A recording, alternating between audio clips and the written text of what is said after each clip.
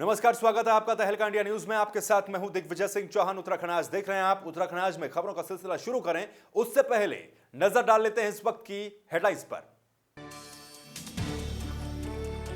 कश्मीरी छात्रों को वापस ले जाने पर सतपाल महाराज का दो टूक बयान। कहा, कश्मीरी छात्रों को वापस ले जाने वाले सांसद और विधायक नहीं है उनके अभिभावक, पुलिसिया तौर पर हो सख्त कार्रवाई।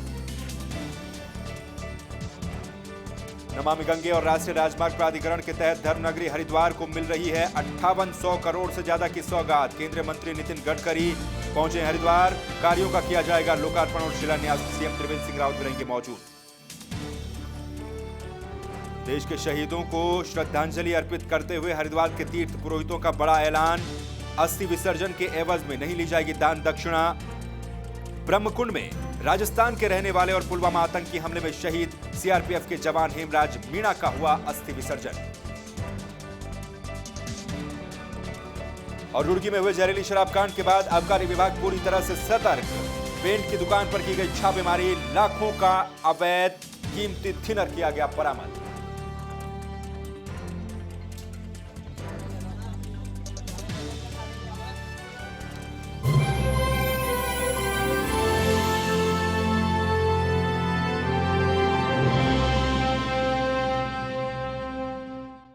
चलिए उत्तराखंड आज में खबरों का सिलसिला शुरू करते हैं। सबसे पहले दिखाते हैं आपको दो तस्वीरें जो कि उत्तराखंड में आज की सुर्खियां बनी हुई हैं। एक तरफ जहां कश्मीरी छात्रों को वापस रवाना किया गया, कश्मीरी छात्रों को लेकर पीडीपी के सांसद और विधायक यहां से निकले, तो वहीं दूसरी तरफ इनकी रवानगी पर उत्तराखंड के पर्यटन मंत्री सतपाल महाराज ने भी नाराजगी जताई है। सतपाल महाराज ने दो टूक बयान दिया और यह कहा कि कश्मीरी छात्रों को वापस ले जाने वाले सांसद और विधायक क्या इन छात्रों के अभिभावक हैं, क्या वो इनके परिजन हैं?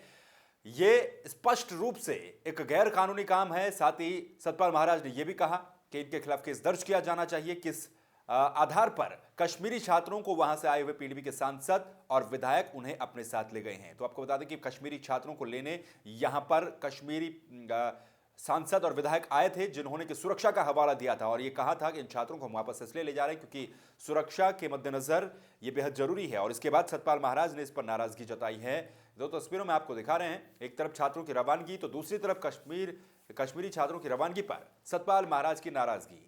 आपको सुनाते हैं क्या कुछ कह रहे हैं सतपाल महाराज। मेरे संज्ञान में आया है कि पीडीपी के लीडर्स जो हैं यहाँ से कश्मीरी स्टूडेंट्स को ले जा रहे हैं, तो ये उचित नहीं है क्योंकि वो जो लीडर्स हैं वो कोई बच्चों के परिवार के अभिभावक नहीं हैं। उनके रिस्पॉन्सिबल जो उनके पेरेंट्स हैं उनमें से उनकी कोटि में नहीं आते हैं। तो अगर वो ले जाते हैं तो ऐसी स्थिति में पुलिस को कार्रवाई करनी चाहिए, एफआईआर लॉन्च होनी चाहिए और कानूनी कार्रवाई होनी चाहिए। किस प्रकार से बच्चों को यहाँ से ले जाया जा रहा है। हम सब भारत के नागरिक हैं और वो जो कश्मीरी स्टूडेंट्स हैं उनकी सुरक्षा का भार भी हमारी सरकार के ऊपर है। तो ऐसा नहीं है कि वह असुरक्षित हैं। वो देश के प्रति जो विश्वास, देश के प्रति जो लॉयल्टी है वो निश्चित रूप में उनमें होनी चाहिए और देश के विकास में उनका योगदान होना चाहिए। चलिए अगली खबर का रुख करते हैं। हरिद्वार को एक नई सौगात मिल रही है। आपको बता दें कि केंद्रीय मंत्री नितिन गडकरी और सीएम त्रिवेंद्र सिंह रावत हरिद्वार को कई करोड़ों की सौगात दे रहे हैं। जी हां, ये सौगात सड़क को लेकर है तो वहीं नमामि गंगे परियोजनाओं को लेकर भी है। धर्मनगरी हरिद्वार को 5800 करोड़ से ज्यादा की सौगात मिल रही है। केंद्रीय मंत्री नितिन गडकरी हरिद्वार पहुंचकर इन कार्यों का लोकार्पण और शिलान्यास कर रहे हैं। केंद्रीय मंत्री नितिन गडकरी के साथ ही सीएम त्रिवेंद्र सिंह रावत भी और कई सारे मंत्री भी वहां पर मौजूद हैं। वाराणसी के बाद हरिद्वार ऐसा दूसरा शहर होगा जहां नमामि गंगे के कार्य धरातल पर देखना शुरू हो जाएंगे। यहां के चंडी घाट क्षेत्र में गंगा की मुख्य नीलधारा में करीब 1 किलोमीटर लंबे स्नान घाटों का निर्माण करवाया गया है, जिसमें नए शमशान घाट, एसटीपी और पार्क बनाए गए। इसके अलावा हरिद्वार नगीना धामपुर एनएच के चौड़ीकरण, दिल्ली हरिद्वार देहरादून के एनएच के निर्माण के अलावा दर्जनों परियोजनाओं का लोकार्पण और शिलान्यास यहां पर किया जाएगा। सकारात्मक बोलेंगे कि इस 5 साल में जितनी सड़कें हरिद्वार में बनी हैं उतने 50 साल में नहीं बनी है। जब सड़क बनती है तो टूट फूट होती है, जब सड़क बनती है तो लोगों को परेशानियां होती हैं, जब पुल बनते हैं तो परेशानियां होती हैं। तो मैं हरिद्वार की जनता से ये अपील जरूर करना चाहूँगा कि थोड़ा सा इतना वक्त ज़रूर दें। हाँ, जो ये सड़क थी जो कुछ दिन तक वो सड़क के गड्ढे मुक्त करने के लिए हमने पूरी कोशिश की, अतिरिक्त भी पैसा, लेकिन जिस पार्टी ने उसको ब्लैक लिस्टेड किया क्योंकि कोर्ट में चला गया। हाई कोर्ट में चला गया, फिर सुप्रीम कोर्ट में गया, तो उसके खिलाफ लड़ते रहे और अब ये उसको हटा करके ब्लैक लिस्टेड करके अब ये युद्ध स्तर पर ये काम शुरू हो गया है। तो एक तरफ जहां पूरा देश शहीदों को श्रद्धांजलि दे रहा है, तो वहीं दूसरी तरफ हरिद्वार में भी तीर्थ पुरोहितों और पंडितों ने इस श्रद्धांजलि के लिए एक नया तरीका भी ढूंढा है। आपको बता दें कि यहां पर अस्थि विसर्जन के लिए अब जो शहीद सैनिक हैं उनके परिजन पहुंचने लगे हैं और अस्थि विसर्जन संस्कार के कर्म में इसके एवज में वो कोई भी दान दक्षिणा नहीं लेंगे। यही नहीं, अस्थि विसर्जन के लिए हरिद्वार आने वाले शहीदों के परिजनों का रहने खाने का खर्चा भी पुरोहित समाज का ही होगा। धर्मनगरी हरिद्वार स्थित पौराणिक ब्रह्मकुंड में राजस्थान के रहने वाले और पुलवामा आतंकी हमले में शहीद हुए सीआरपीएफ के जवान हेमराज मीणा का अस्थि विसर्जन पूरे विधि विधान के साथ यहां पर किया गया। अस्थि विसर्जन करवाने वाले पुरोहितों ने शहीद के परिवार से दान दक्षिणा नहीं ली। साथ ही शहीद के अस्थि विसर्जन कलश लेकर कल शाम को ही हरिद्वार पर इनके परिजन पहुंचे थे। उनके रहने के लिए और खाने पीने का भी पूरा खर्च पुरोहितों ने ही किया। हरिद्वार के पुरोहितों में भी आतंकियों के सरपरस्त पाकिस्तान के खिलाफ बेहद गुस्सा है और पुरोहितों ने पीएम मोदी से मांग की है कि इस बार आर पार की लड़ाई पाकिस्तान के साथ होनी चाहिए। तो शहीद हेमराज मीणा का अस्थि कलश हरिद्वार पहुंचा, जहां पर हर की पैड़ी पर उनकी अस्थियों को वैदिक विधि विधान के साथ विसर्जित किया गया। तो वहीं राज्य सहकारी दुग्ध संघ के चेयरमैन को हटाए जाने को लेकर सहकारिता मंत्री धन सिंह रावत के खिलाफ कांग्रेसियों का गुस्सा जगह जगह पर देखने को मिल रहा है। कांग्रेसी सहकारिता मंत्री का विरोध कर रहे हैं और यूथ कांग्रेस कार्यकर्ताओं ने दुग्ध विकास मंत्री धन सिंह रावत के खिलाफ जमकर काशीपुर में नारेबाजी की। यूथ कांग्रेस के जिला अध्यक्ष गजेंद्र गोनिया का कहना है कि अपनी सत्ता और पावर का इस्तेमाल धन सिंह रावत नवनिर्वाचित यूसीडीएफ की चेयरमैन रेखा देवी को हटाने के लिए कर रहे हैं। यही नहीं, धन सिंह रावत ने महिला चेयरमैन के खिलाफ षड्यंत्र रचने की भी साजिश की है। अगर यूडीसीएफ की चेयरमैन रेखा देवी को हटाया गया तो यूथ कांग्रेस पूरे प्रदेश भर में धन सिंह रावत के कार्यक्रम का बहिष्कार करेगा और उग्र आंदोलन भी करेगा। गौरतलब हो कि रेखा देवी कांग्रेस से डेलीगेट चुनी गई थी, लेकिन राज्य सहकारी दुग्ध संघ के अध्यक्ष के चुनाव में उन्हें बीजेपी का प्रत्याशी बनाया गया, जिसके बाद दुग्ध संघ की चेयरमैन वो बनी, लेकिन चेयरमैन बनने के 2 महीने के अंदर ही उनको हटाने का षड्यंत्र किया जा रहा है। यह आरोप कांग्रेस के द्वारा लगाया गया है।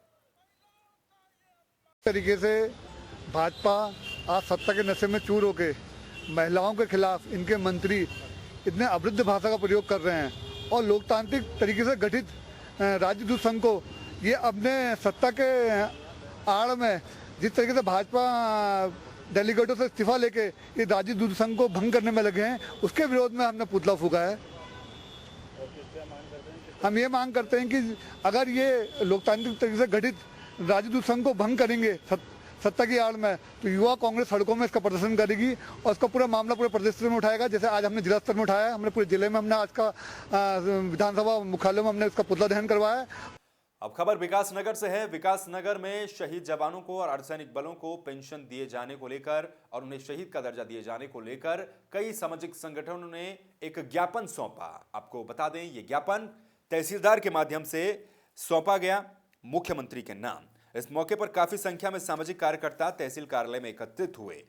सामाजिक कार्यकर्ताओं ने ज्ञापन के माध्यम से मुख्यमंत्री से आग्रह किया कि देश की रक्षा में अहम भूमिका निभाने वाले सीआरपीएफ और अन्य पैरामिलिट्री फोर्सेस के शहीद जवानों को आधिकारिक रूप से शहीद का दर्जा नहीं मिलता और 2004 के बाद इन अर्धसैनिक बलों में भर्ती हुए जवानों की पेंशन सुविधा भी नहीं है। हम सभी मांग करते हैं कि केंद्र सरकार इन सभी को सेना की तरह ही शहीद का दर्जा दे, पेंशन भी दे, क्योंकि इन सेना के जवानों के द्वारा ही हमारे देश की सीमाओं पर रक्षा करने का साहस देखने को मिलता है। सीआरपीएफ और पैरामिलिट्री फोर्सेस की मांगों को लेकर ज्ञापन देने पहुंची समाज सेविका हरियाणा सिद्दीकी बताती हैं कि 14 फरवरी को पुलवामा में हुए आतंकी हमले में हमारे जवान शहीद हो गए थे, लेकिन इनको सुविधाएं भी मिलनी चाहिए और आधिकारिक रूप से ये सब बातें भी होनी चाहिए जो कि ज्ञापन में इन लोगों के द्वारा कही गई हैं। भारी संख्या में यहाँ पर सामाजिक कार्यकर्ता तहसीलदार के कार्यालय में पहुंचे, जहां पर ज्ञापन सीएम के नाम सौंपा गया। ये ज्ञापन इसलिए सौंपा है, अभी 14 फरवरी को पुलवामा में एक आतंकवादी अटैक हुआ जिसमें हमारे 22 से ज़्यादा जवान शहीद हुए हैं। जैसा कि मैंने न्यूज़ के माध्यम से देखा है कि उनको जो शहीद हुए हैं उनको शहीदों का दर्जा नहीं दिया जा रहा है। दूसरी चीज़, उन्हें सरकारी पेंशन भी नहीं मिल रही है।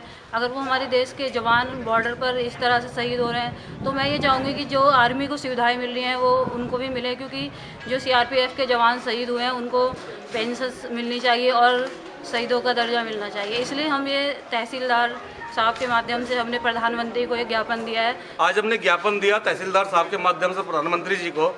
हमारे पुलवामा में 42 से ज़्यादा जवान शहीद हुए जो सीआरपीएफ के थे। सीआरपीएफ पैरा मिलिट्री फोर्सेस के अंतर्गत आता है, यानी कि अर्धसैनिक बल। और बड़े दुर्भाग्य की बात है कि फौज की तरह सारे काम करने के बावजूद, फौज वाली भूमिका इस देश के अंदर निभाने के बावजूद हमारे पैरा मिलिट्री फोर्सेस सीआरपीएफ जैसों को पेंशन नहीं मिलती। इनको आधिकारिक रूप से जो दर्जा शहीद का मिलना चाहिए वो दर्जा नहीं मिलता। इनके परिवारों को वो सुविधाएं नहीं मिलती, इन लोगों को वो सुविधाएं नहीं मिलती जो हमारे फौज के जवानों को मिलती है, जबकि फौज से किसी भी रूप में कम भूमिका ये लोग नहीं निभाते। आज हमारा ज्ञापन देने का उद्देश्य, आज हमने शुरुआत की है कि हमारे अर्धसैनिक बलों को वो सभी सुविधाएं मिले जो हमारी मेन फौज को, जो सेना को मिलती है। चलिए अब खबर काशीपुर से है। काशीपुर में एक महिला के प्रसव के बाद उसकी मौत हो गई, जिसके बाद परिजनों ने अस्पताल में जमकर हंगामा काटा। ये पूरा मामला काशीपुर का है, जहां पर गुस्साए परिजनों ने हॉस्पिटल के सामने डायग्नोसिस सेंटर में तोड़फोड़ की और डॉक्टरों की जमकर पिटाई भी की। घायल डॉक्टर को इलाज के लिए काशीपुर के राजकीय चिकित्सालय में लाया गया, जहां घायल डॉक्टर का इलाज चल रहा है। दरअसल काशीपुर के लोयापुल के पास यूपी के रामपुर सीमा से जुड़े गांव नेवला फार्म, तहसील टांडा, थाना स्वारा में रहने वाले धीरेन्द्र चौधरी अपनी पत्नी को लेकर यहां पर पहुंचे थे। प्रसव पीड़ा के चलते यहां पर उन्हें भर्ती करवाया गया था, जहां 20 तारीख की सुबह को उन्होंने एक पुत्र को जन्म दिया। मृतका आशा चौधरी के पति धीरेन्द्र चौधरी बताते हैं कि प्रसव के बाद आशा को ब्लीडिंग की शिकायत होने लगी थी, जिसकी शिकायत उन्होंने स्टाफ से की, लेकिन स्टाफ ने इसका ट्रीटमेंट नहीं किया। कई घंटे बाद डॉक्टर यहां पर पहुंचे, जिसके बाद जो महिला थी उसकी मौत हो गई और परिजनों ने उसकी मौत पर यहां पर जमकर हंगामा काटा। कल रात के 11 बजे जैसे वाइफ को लेबर पेन हुआ तो हम यहाँ पे काशीपुर में, बाकी हॉस्पिटल तो स्ट्राइक पे थे, और फिर एमपी मेमोरियल हॉस्पिटल खुला हुआ था, यहाँ पे गायनी मेल हैं, तो यहाँ पे हम लेके जैसे जाते हैं तो पेन ज़्यादा हो रहा था, तो डिलीवरी तो हो गई उसके बाद, लेकिन ब्लीडिंग नहीं रुक पाई है। तो ब्लीडिंग नहीं रुक पाती है, जैसे 12.6 HP था पेशेंट का, उसके बाद 6.5 समथिंग HP जब आता है, जब 11 बजे, उसके बाद ये बोलते हैं कि आप अपना पेशेंट जो है कहीं और ले जाइए। कब बोला ये बात? 11 बजे दिन में? हाँ, दिन में 11 बजे।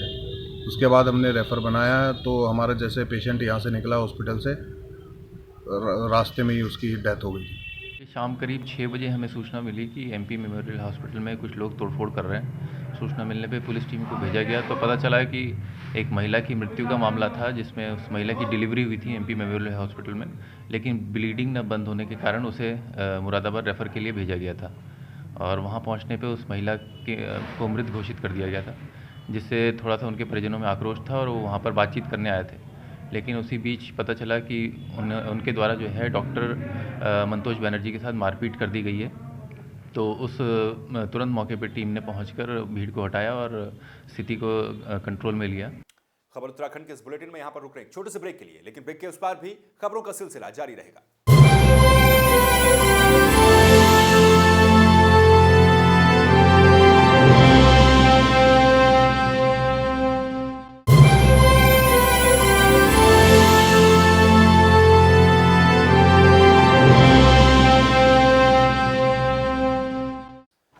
ब्रेक के बाद एक बार फिर से आपका स्वागत है। अब खबर उधम सिंह नगर से है, जहां पर स्प्रिंग कार्निवाल के तहत चल रही वाटर प्रतियोगिताओं का समापन हो गया।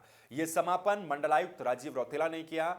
आपको जानकारी दे दें कि यहां पर वाटर प्रतियोगिताओं का आयोजन चल रहा था हरिपुरा बौर जलाशय में। ये राष्ट्रीय वाटर स्पोर्ट्स प्रतियोगिता चल रही थी, जिसमें कि मंडलायुक्त राजीव रौतेला बतौर मुख्य अतिथि पहुंचे। इस दौरान मंडलायुक्त और जिला अधिकारी ने जलाशय में बोर्ड के द्वारा निरीक्षण करते हुए फाइनल मैच को हरी झंडी दिखाई।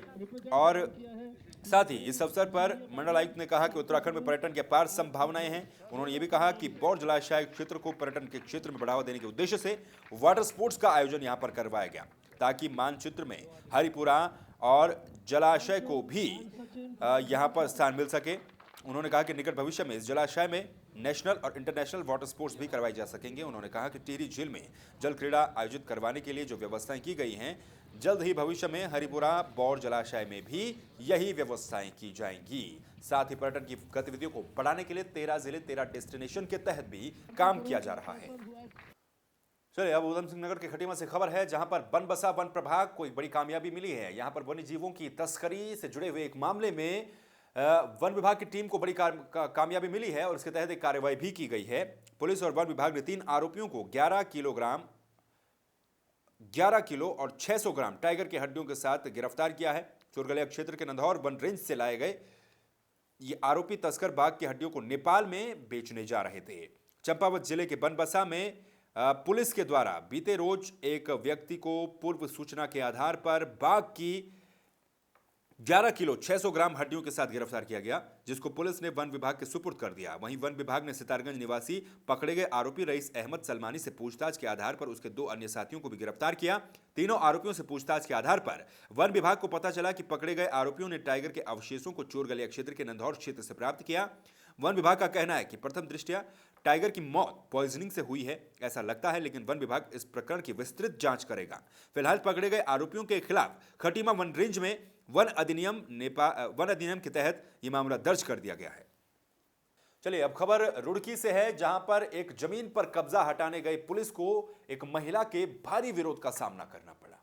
यह पूरा मामला रुड़की का है, जहां पर प्रशासन की टीम गई तो थी जमीन से अवैध कब्जा हटाने को लेकर, लेकिन यहां पर विवाद खड़ा हो गया। टोडा एहतमालपुर गांव में ग्राम समाज की भूमि पर कब्जा हटवाने गई कोतवाली पुलिस को महिला का कड़ा विरोध झेलना पड़ा। महिला की पुलिस के साथ जमकर नोकझोंक हुई। हंगामा इतना ज्यादा बढ़ गया कि मौके पर ग्रामीणों की भारी भीड़ भी जमा हो गई। मौके पर पहुंचे कोतवाल अमरजीत सिंह ने महिला को जमकर फटकार लगाई। राधा नाम की महिला गांव के बीच रास्ते में ग्राम समाज की भूमि पर निर्माण कार्य करवा रही थी, जिसकी शिकायत पुलिस को मिली थी। गौरतलब है कि ग्राम समाज की भूमि पर पहले से ही 2 पक्षों में विवाद चला आ रहा था, जिसकी गंभीरता को देखते हुए पुलिस अधिकारियों ने पुलिस कर्मियों को भी यहां पर तैनात किया था। पुलिस ने महिला को बिना परमिशन के निर्माण करने पर सख्त चेतावनी दी। में रविदास जयंती के मौके पर एक राधा नाम की महिला है, उन्होंने भंडारे की परमिशन ले रखी थी। वहाँ पर एक छोटा सा मंदिर बना हुआ है। आज वहाँ पर पहले से ही मतलब विवाद चल रहा है, जमीनी विवाद। आज वहाँ पर नींव रख के मंदिर का निर्माण किया जा रहा था, तो क्योंकि पहले से विवाद था, दूसरे पक्ष ने ऑब्जेक्शन उठाया, तो हम लोगों ने मौके पर जाकर निर्माण कार्य रुकवा दिया और बाकी अपने उनका भंडारे का कार्यक्रम किया जा रहा है। जो टोडा एहतमाल गाँव है, इसमें रविदास मंदिर पर कम से कम 2017 में झगड़ा हुआ था। सर मंदिर को लेकर मैं ये चाह रही कि हमारे दलित भाइयों का कहीं भी मंदिर नहीं है इस गांव के अंदर। मैं ये चाह रही कि जल्दी से जल्दी ये मंदिर बनना चाहिए, जल्दी से जल्दी, जितनी भी जल्दी बन जाए इतना ही अच्छा है। ये लोग इसका बहुत तगड़ा विवाद कर रहे हैं। रविदास मंदिर की जगह है, उसमें को ये लोग जबरदस्ती रास्ता निकाल ले। अगर ये मंदिर ना बना तो फिर मुझे क्या करना चाहिए? मुझे तो अपनी आत्महत्या ही करने का, फिर तो मैं मजबूर होकर अपनी आत्महत्या ही करूंगी सर। खबर रुड़की से है, जहां पर पुलिस ने शातिर चोरों को गिरफ्तार किया है। यहां पर पुलिस को बड़ी कामयाबी हाथ लगी है। आए दिन यहां पर चोरी की घटनाएं होती रहती हैं, जिसके बाद इन चोरों को यहां पर गिरफ्तार किया गया है, जबकि इनका एक साथी अभी भी फरार है। पकड़े गए 2 शातिर चोरों में एक युवती भी है। पकड़े गए चोर सुनसान स्थानों पर दुकानों के ताले तोड़कर चोरी की वारदात को अंजाम देते थे। पुलिस को लंबे समय से इन चोरों की तलाश थी। दोनों चोर मेरठ के रहने वाले हैं। पुलिस अब इन दोनों का आपराधिक रिकॉर्ड खंगालने में जुटी हुई है। पुलिस को आशंका है कि शहर में चोरी की वारदातों में इस गिरोह का हाथ हो सकता है। पुलिस को फरार हुए युवक की भी सरगर्मी के साथ तलाश है। मैं आशीष गुप्ता है, यहाँ लालपुर में उनकी अपनी दुकान है। उस दुकान में चोरी करते हुए मेरठ के 2 लोग पकड़े गए हैं रंगे हाथ, जिसमें एक महिला है और एक जेंट्स है।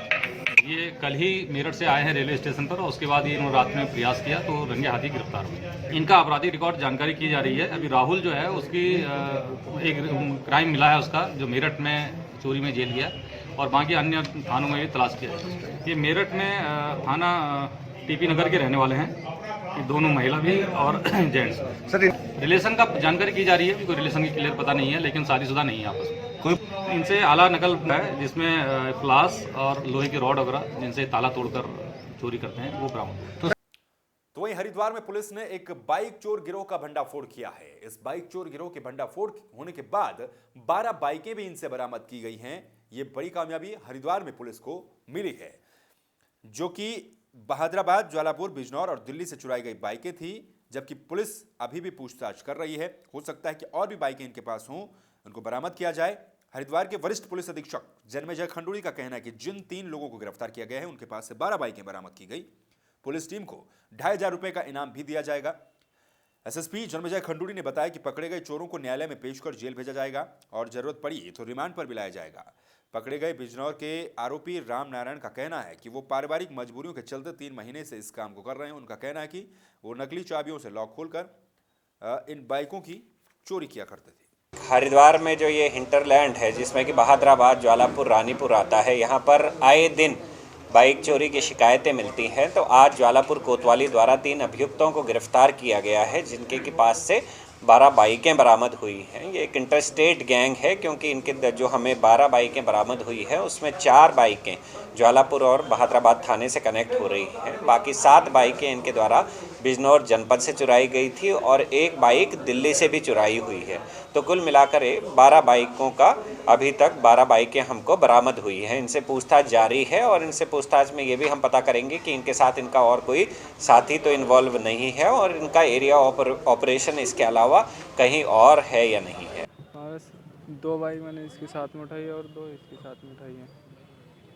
बस सभी बात है। कब से कर रहे हैं इस काम को? कैसे करते हो बताओ? 3-4 महीने हो गए मतलब। तो मतलब घर पे आर्थिक स्थिति के कारण ये काम करना पड़ा था। कैसे चोरी करते हो बाइक को? कैसे लेके जाते हो? खोलते कैसे हो ताला जब लॉक लगा होता है? बस पिला खटाए उसका और अपना एक चाबी थी तो उससे खोला था बस।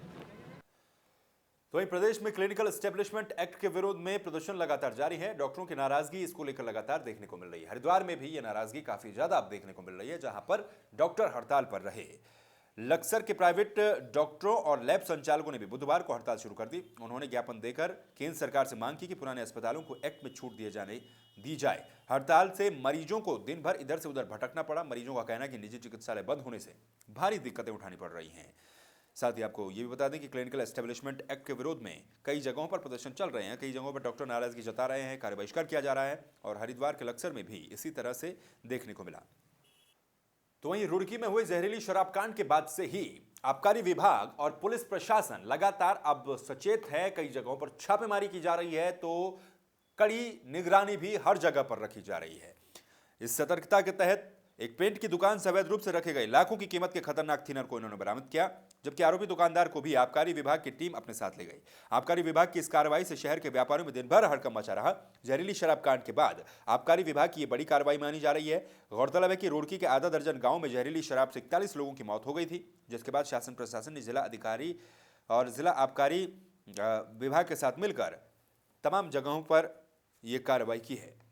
साथ ही आपको ये बता दें कि यहां पर शासन ने जिला आबकारी अधिकारी समेत 1 दर्जन से अधिक कर्मचारियों को भी निलंबित कर दिया था। नेचर डिस्प्रिट है, ये हजारों लीटर है और ये उसमें पॉइजन एक्ट में और एक्साइज एक्ट में अपराध में आता है, क्योंकि ये यदि किसी गलत व्यक्ति के हाथों में लग गया तो इससे मौत हो सकती है। ठीक है, इसका जो मेन गुण है वो है विष वाला, तो क्योंकि इससे कोई मौतें न हो इसलिए सरकार ने इसके लिए पॉइजन एक्ट में इसका प्रावधान किया हुआ है और उसी के तहत कार्रवाई की गई।